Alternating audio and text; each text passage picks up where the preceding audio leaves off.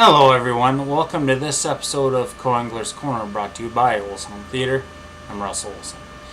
Today on the show, I'd like to start off by going over my experiences from this past weekend at the Wisconsin Fishing Expo. I got a lot of great information. I also want to, since we're on the topic of soft plastics with our soft plastic series, I want to go over a few of the soft plastic baits that I picked up at the show and how I think they're going to be helpful for me this season. In this episode's of Frugal Muse Spotlight Bait, I want to go over a very unique soft jerkbait I picked up. It's going to be very cool. Like I was saying to start off, the Wisconsin Fishing Expo. Another great year of the Fishing Expo. Every year it seems to be getting better and better. This year, as far as exhibitors go, they had actually two floors, although upstairs was the all the paintings and artwork vendors and things like that. Nothing of personal interest to me, but it looks cool, but it's not. I didn't spend a whole lot of time up there. Let's put it that way. The seminars were great. One of the speakers they had was Bill McDonald. He's a FLW Tour Pro. He talked about a lot of different topics. Day one was his seminar was on shallow water bass fishing. The day two on Sunday he covered more offshore stuff. I don't think I picked up anything huge and groundbreaking, but I picked up a lot of little tidbits that I never maybe I didn't think about before, or just needed to be reminded of. One of the things he talked about, color. It was funny. He talked about his sponsors not liking him because he keeps his colors very, very simple. Lighter colors, lighter water, darker colors. That's his key. And keeping it simple, it really helps, especially if you're on the back of the boat.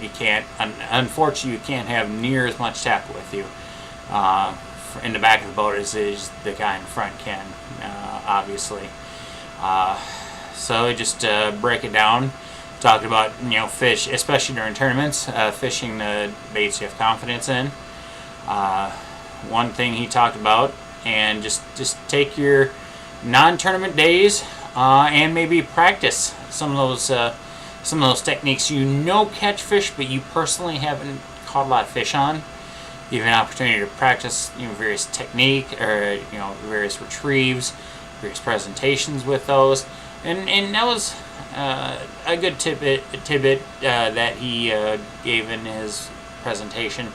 The S Pen on my Galaxy Note Edge probably had smoke on it. I was just constantly writing notes, and by the way, I do suggest taking notes whenever you're at a fishing show or seminars of any kind. Maybe even if you I just happen to think about this, there's tons of videos on YouTube that the pros put out.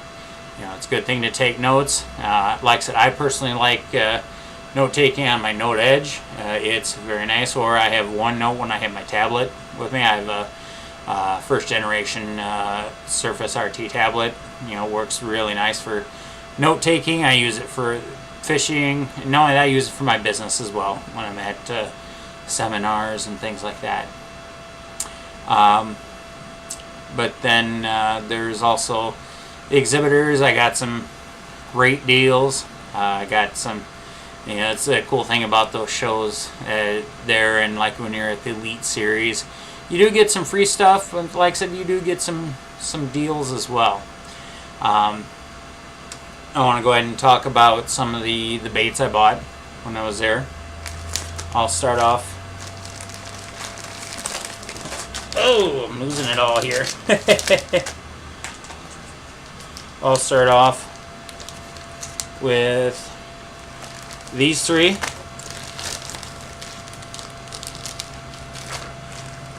These are all trailers for my jigs. Black and blue, green pumpkin. Yeah, green pumpkin, and then something called crawdad. Bought a few different colors because these are I would say these colors are my favorite colors to use for jigs. Black and blue. I've used actually both in clean and dirty water. Surprisingly, it works well on both. This one is probably more cleaner water. Actually, both of these are probably a little bit cleaner water because they're a little bit more subtle colors. They're not like black. They don't have contrast. Well, this one has a little bit of contrast, but you're still probably talking about a little bit cleaner water bait. But the black and blue, like I said, black works well on dirty water. If you are using a jig and pig of any color in dirtier water, I probably would suggest a darker color. Going back to what Bill McDonald said, darker water, darker color, lighter water. But like I said, the black and blue is definitely one that can be an exception to that. But the lighter color, lighter water, darker color, darker water is definitely a good start. The next couple baits I picked up, I'll start with this bait. Now, none of these companies sponsor the show. Make sure you wear that. But I just bought them because that's like perfect drop shot. One of the perfect. It looks almost. Well, it's more of a baby bass. It's called baby bass. I think of a little bit of a sexy shad, but it's more of a baby bass. It doesn't really have the chartreuse color that a sexy shad would have. But it'd definitely be, if the translucent color or the color I'm using isn't working, especially late spring, I'll be giving this a try. Because especially at post spawn, deeper water, yeah, I could definitely see this working really well. Now, I picked up different colors of this last season, but here's another bait. It's actually intended for what they call the Ned rig. The Ned rig kind of reminds me of a smaller version of a wacky worm. Basically, you're using a very similar style jig head. Like I said, it's rigged very similar to a wacky worm, except, excuse me, not wacky worm, shaky head worm. But obviously, as you can tell, it's nowhere near as big. But this bait, I can just see this working so well on a drop shot, with the right water clarity, right amount of sunlight. Yeah, I could definitely see this working well. Well, that's what I have for this segment. This will actually lead us into this episode's Frugal Muse Spotlight Bait.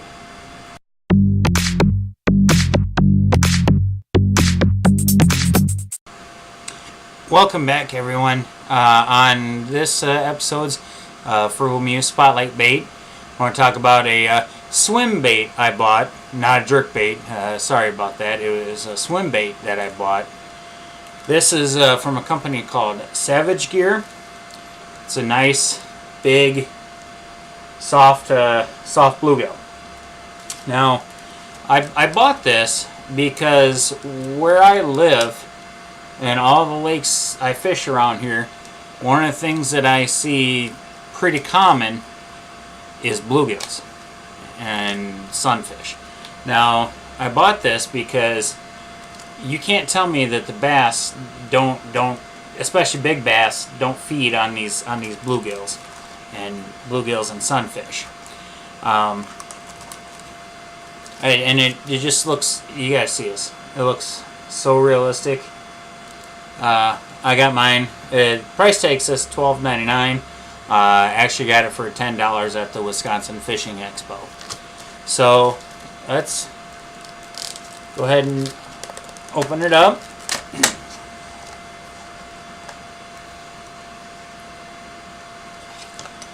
Now see here they included some little metal weights. I haven't tried unwrapping them and putting them on. I guess you're supposed to use them to try to balance out the bait. I'm gonna try a fish with it, see if it's even needed. But again, look at this bad boy. It'll do this in the water. Look at that action.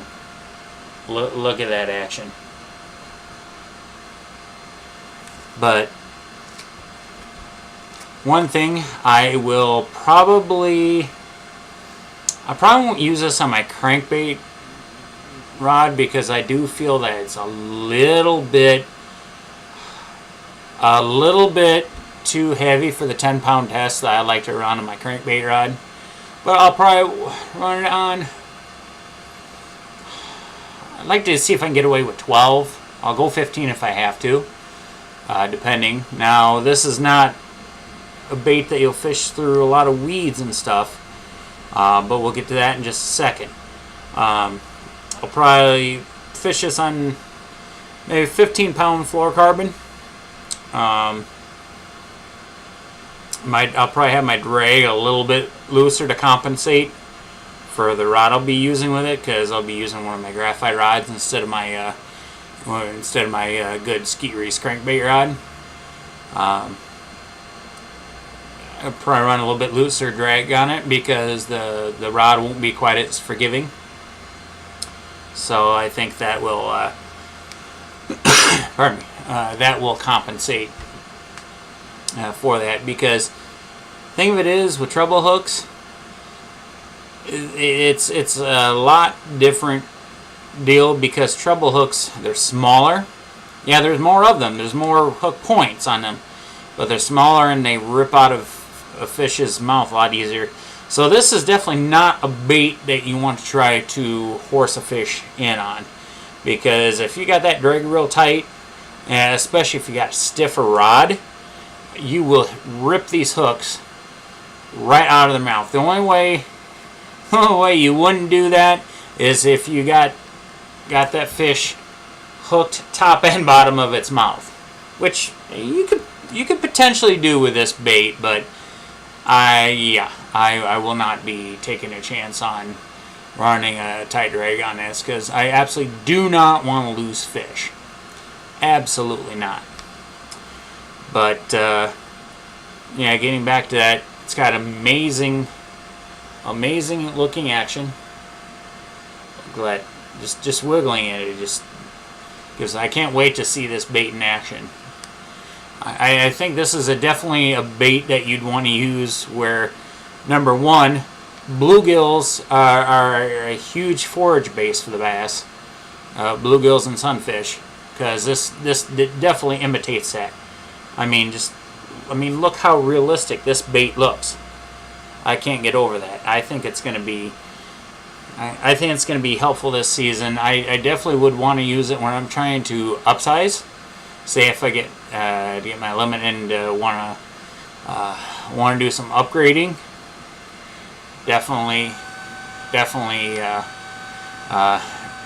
There's no way that this would not be a big bass bait.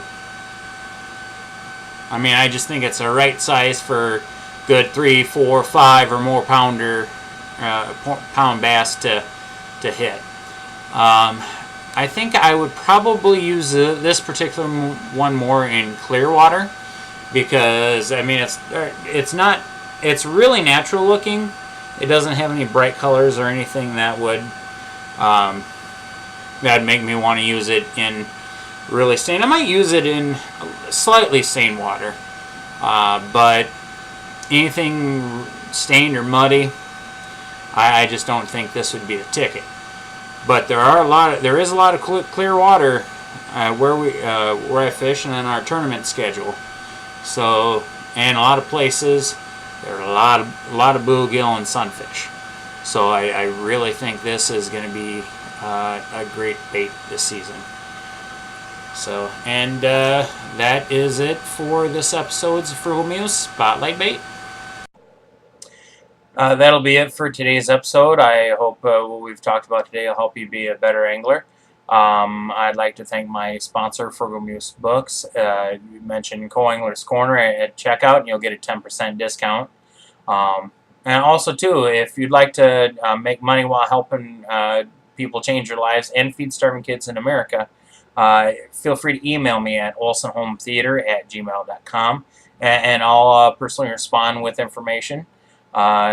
Take care and wish you luck from the back of the boat this season.